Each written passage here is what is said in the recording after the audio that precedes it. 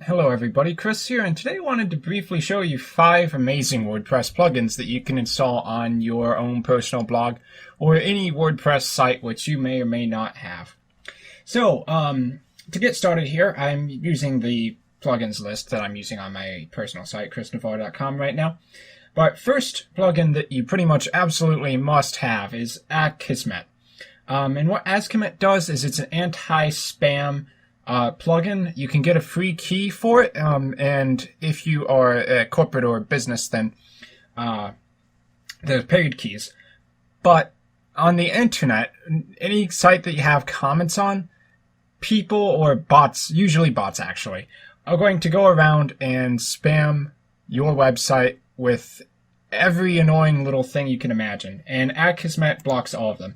Just to give you an idea here.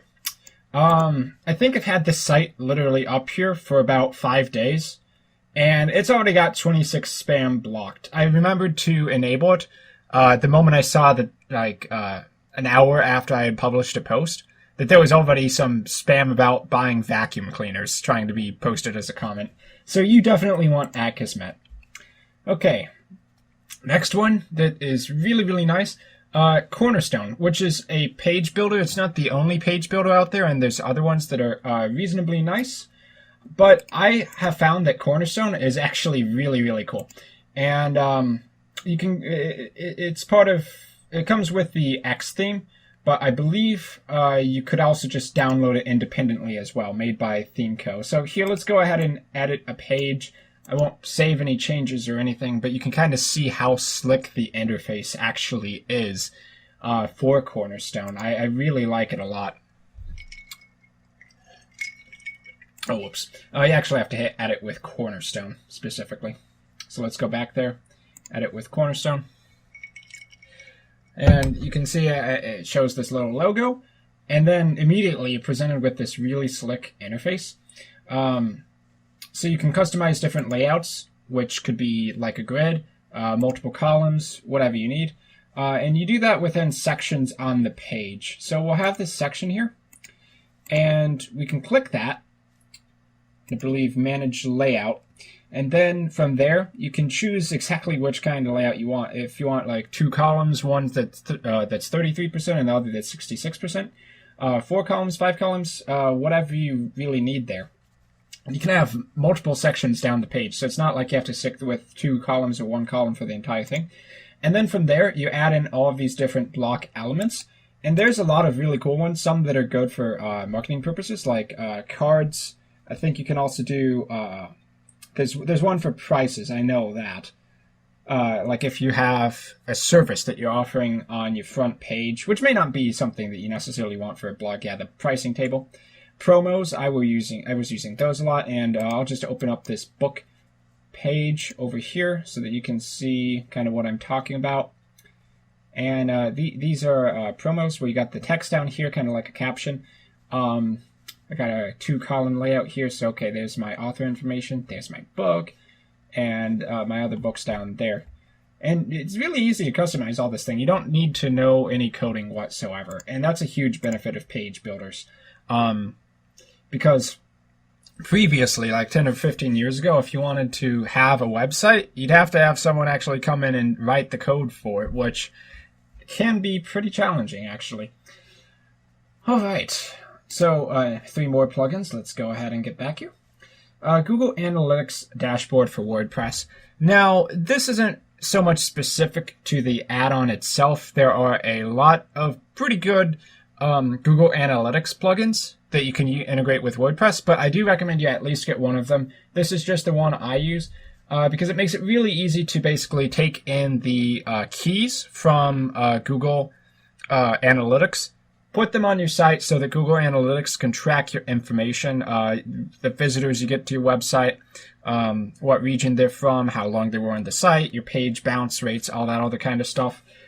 And that goes well beyond the Jetpack add-ons site tracking. And Jetpack is actually another add-on which I do like to use a ton. But Jetpack does a lot more than just tracking information. that is analytics information. So if you want advanced analytics information, and you do if you're trying to make like a successful website because you want to look at the data and figure out what's working and what's not, then you want something like Google Analytics Dashboard for WordPress. So what Jetpack does is Jetpack basically gives you almost every conceivable plugin in one.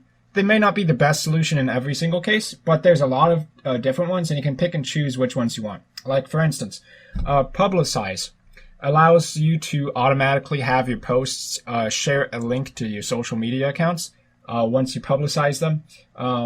Sharing can put in some of the little social media share buttons on each post, and related posts is nice as well. What it will do is at the end of every post, it'll use an algorithm to figure out which posts you've made on your blog that are similar to that one and recommend them to the reader. I imagine they do that off of tags or categories or something like that, but I don't actually know the specific details. And there's a bunch more. So you have 9 here and 27 other possible ones there. Jetpack is just immensely powerful. It gives you so much extra usability out of WordPress. So that one is critical in my view. Of course, you can like for the sharing, if you don't like the sharing buttons that Jetpack offers, you can always pull up a different plugin like Social Media Feather. So next up you have WordFence Security, and WordFence Security gives you an antivirus, allows you to scan, puts up a firewall which you can block specific IP addresses which are giving you trouble on your website. And it also includes a high-speed cache, which can be nice if you want to try to speed up your website a little bit by having certain files in the cache ready to go. It's got some really nice tools in here, like Who Is Lookup. So right inside the plugin, you can find out who an IP address that's spamming your website is, so you can figure out if you need to block them. And it has a live traffic tab where you can look at who's recently been coming to your website. In this case, it's just crawlers right here, and that's fine. You can tell it's crawlers also by, reading the information, but going to the crawlers tab, you can see that it's the same people. And of course, it's got the antivirus scan, which can help look at your web directory and see if there's any nasty files or anything like that in there.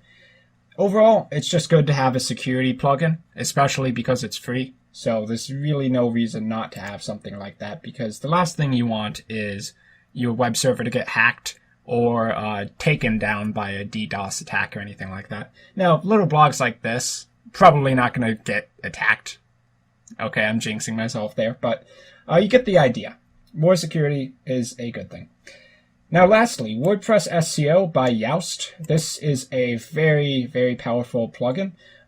When you're writing posts, like we can go ahead and add a post here, it can help determine how well you're writing your posts in terms of search engine optimization. Give it a ranking of good, bad, or okay based on your keyword density, if you're including keywords in your headings. Also, just how you've written your posts. Is it long enough to not be marked as a spammy post by search engines like Google? All that other kind of stuff. And it adds this block in here, which allows you to see exactly what your blog post is going to look like in the search engine. Generally, what I like to do is with the meta description. The meta description is what's going to show underneath the link, basically describing what that post is about. I like to take the first couple sentences from each post and put that as the meta description. So 100% for certain that's going to show up as the text rather than search engines figuring out themselves.